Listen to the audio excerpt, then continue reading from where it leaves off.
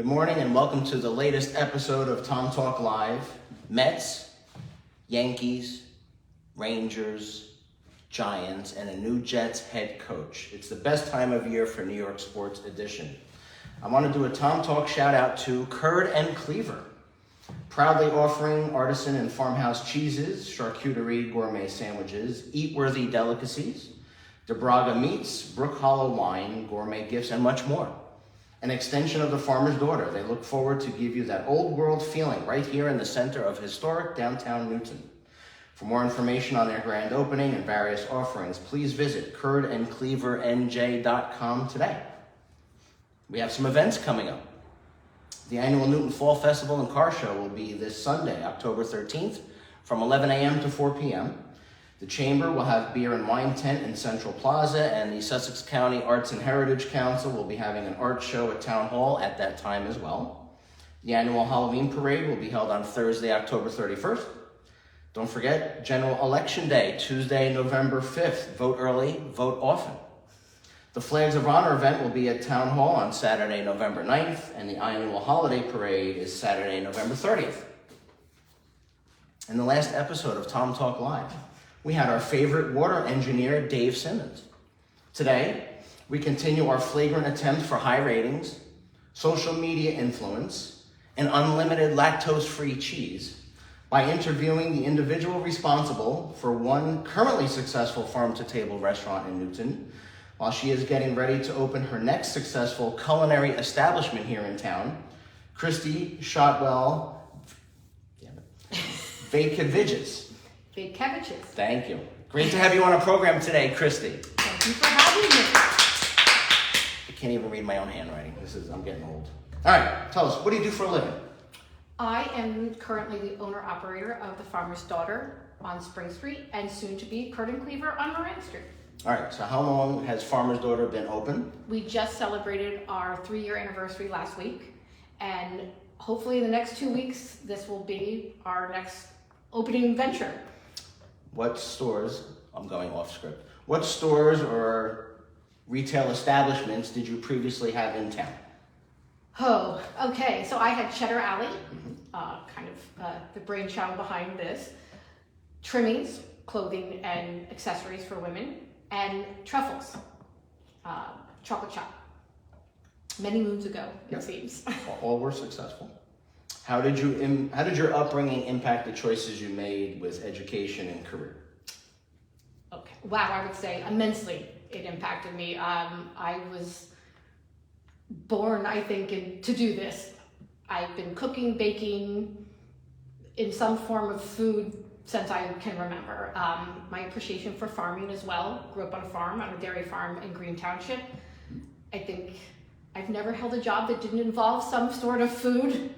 So I would say my family, my grandmother, my great-grandmother, my father, I cooked and baked with them my entire childhood, and ended up going to school for food science and kind of turned off of that into the culinary arts and went to the Culinary Institute of America, and been in the food service business or hospitality industry ever since.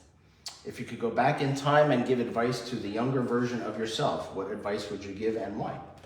Oh, so many things. I think bloom where you are planted.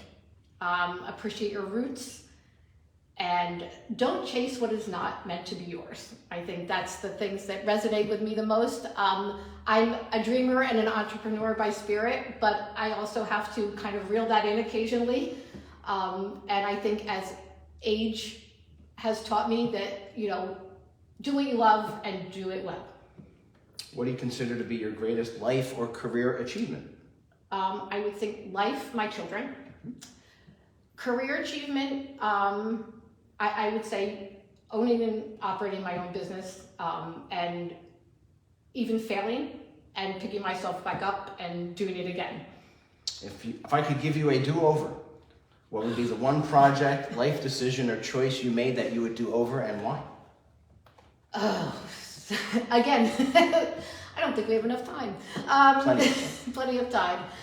What would I do over? Jeepers. That's a tough one.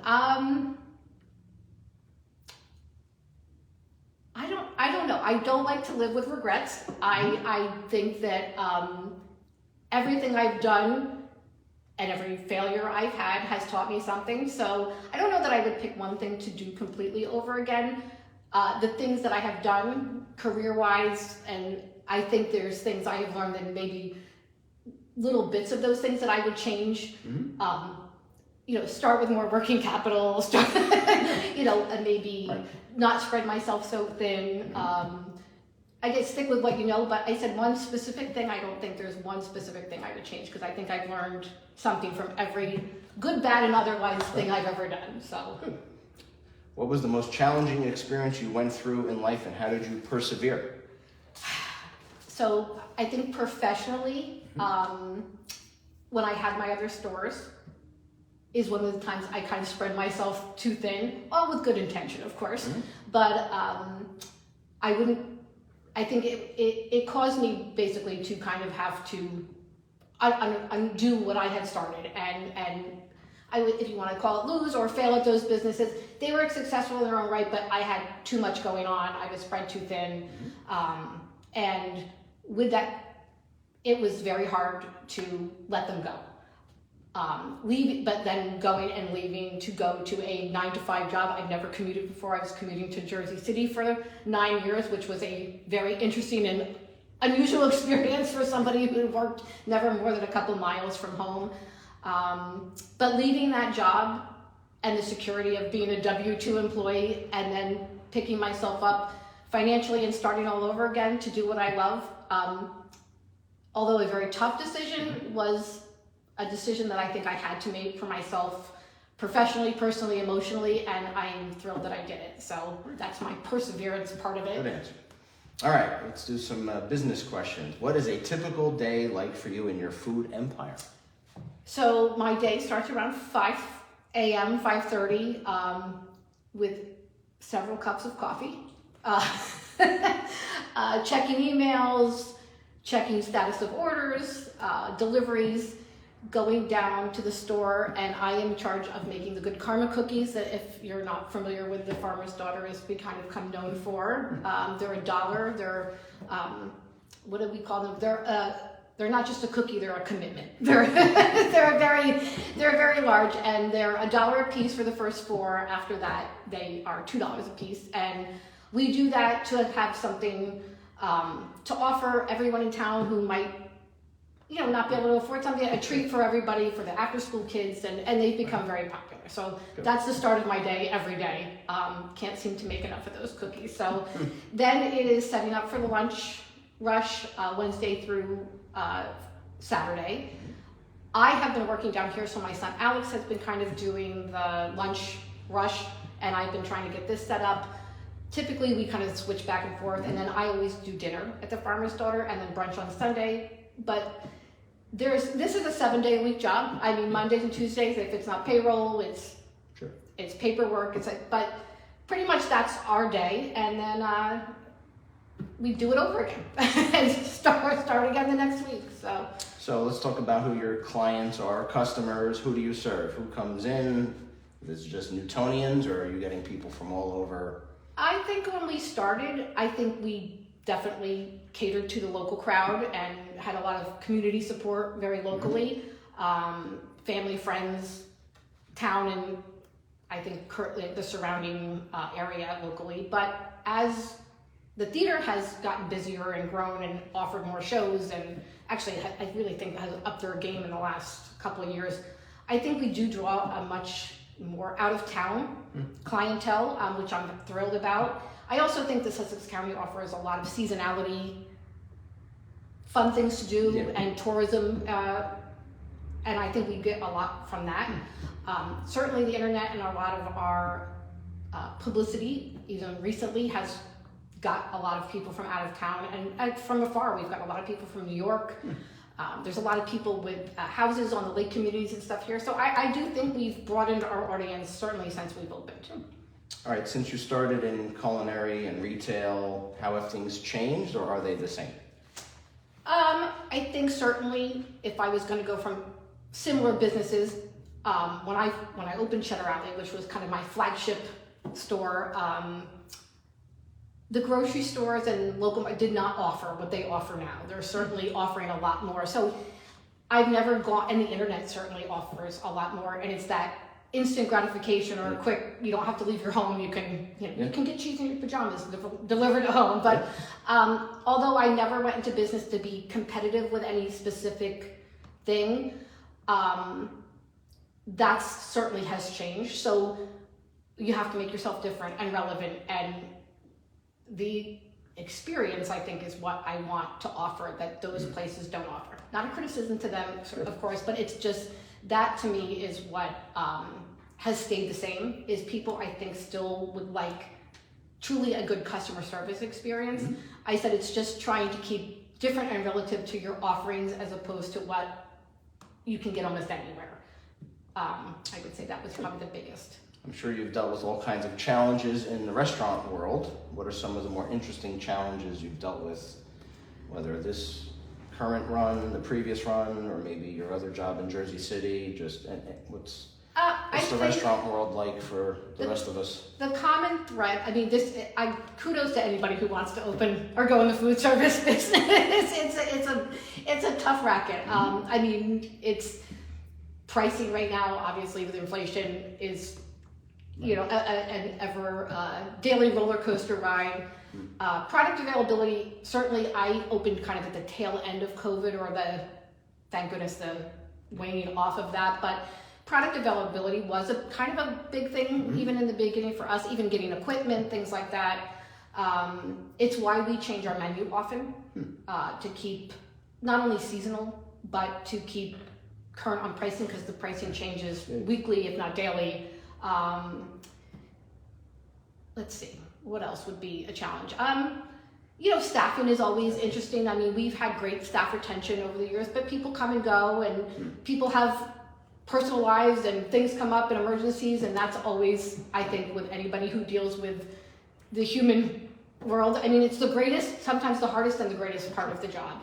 And I think that's forever going to be, unless everybody goes to automatic everything, which I hope never happens. So, but other than that, I think it's the common thing for anybody who has a business. But the restaurant, I think right now, I would say inflation is the biggie.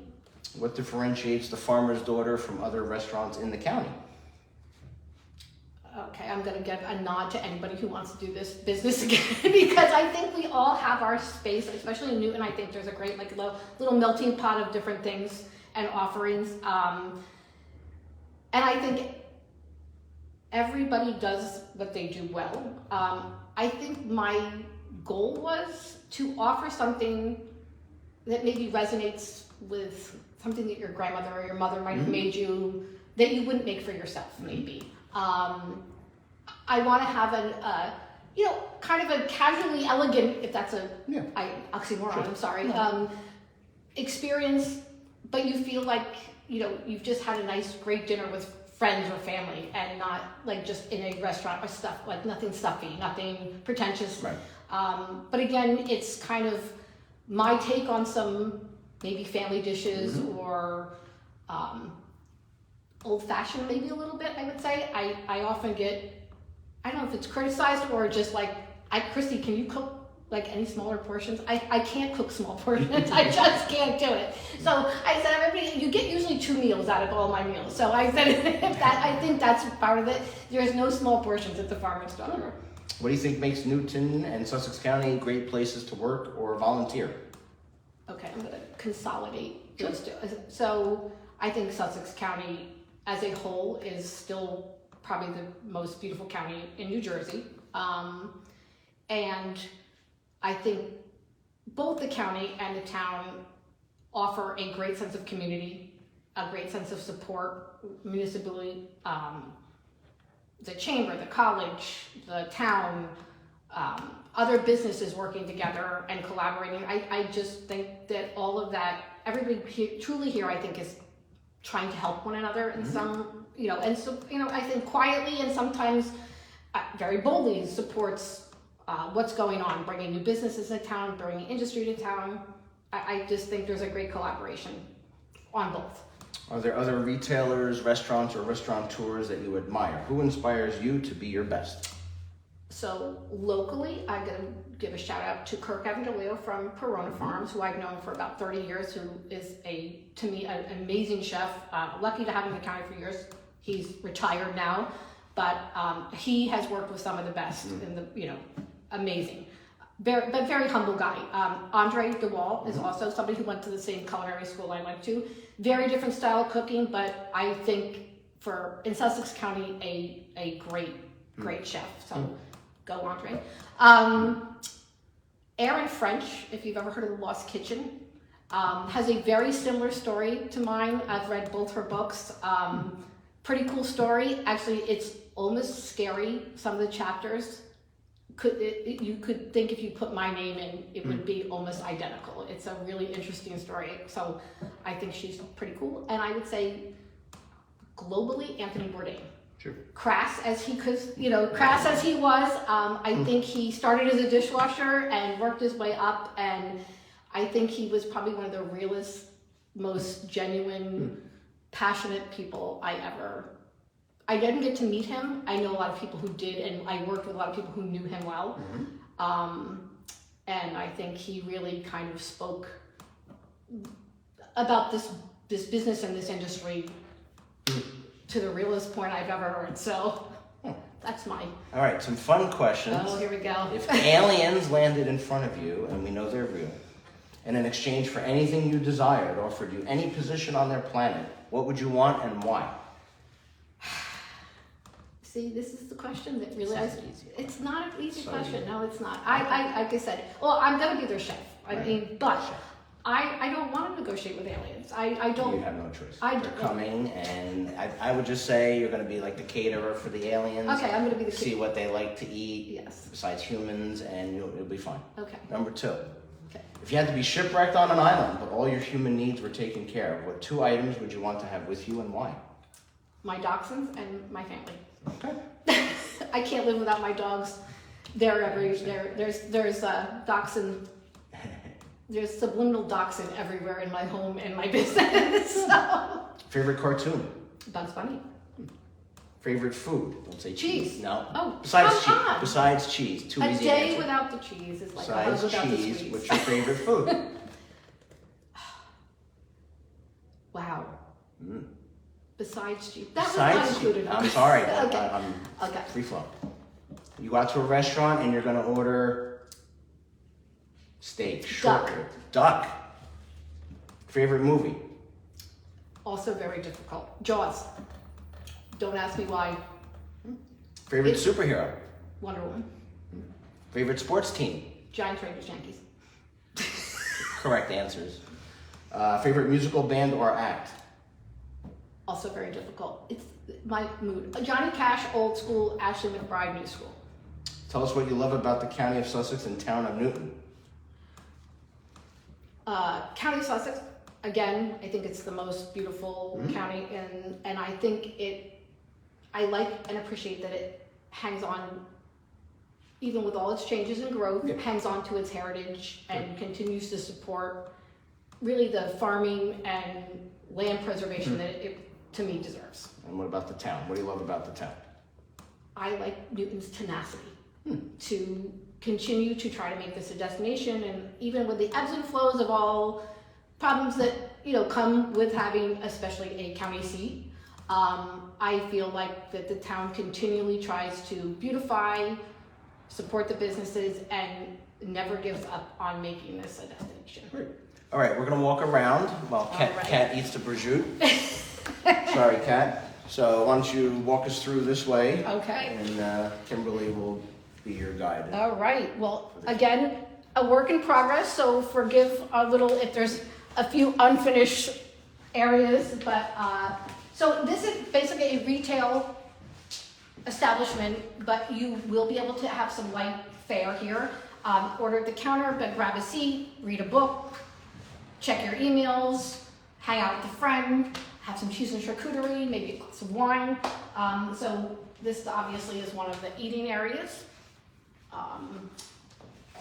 This will be some retail. Obviously, when you walk in, pretty much the center of the store will be some cheese accoutrements and gifts, gourmet gifts, tabletop, let's see, not here yet, but Cheesecase coming down today for some grab and go, some beverages.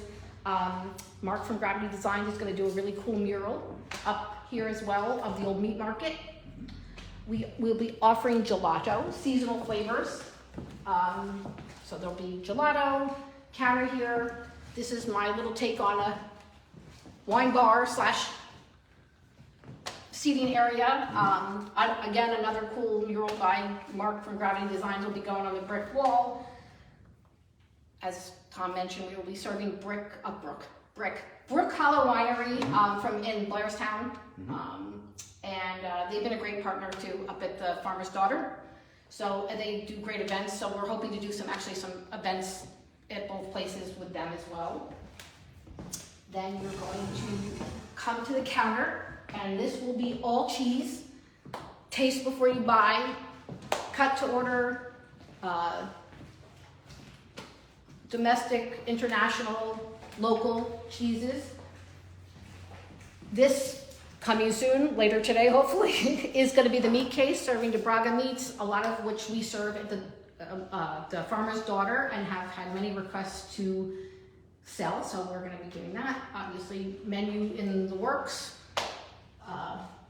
where all the magic happens behind here, and then again a couple other seating areas alongside the wall, trying to utilize our space with the tables against the wall. Casual. Cool. And when do you anticipate actually being open to the public? Okay, so if all things go as planned, within the next 2 weeks. Okay. So Are you October participating 2nd. in the fall festival? We are participating in some way, shape, or form. Not sure yet what that is, but certainly want to be open for people to kind of peek in and view and stuff like that. Maybe some tasting. But there's not enough hours in the day to get everything done. But I said we've been here like morning, noon, and night just trying to get things in and trying to get things done. So a work in progress. But this past week we've made a bigger dent. So Good. All right, thank you, Kristi, for being a good sport and legendary guest. That's a wrap. Check us out on Facebook and Instagram for further updates on Town of Newton events, happenings, and more. Russo out.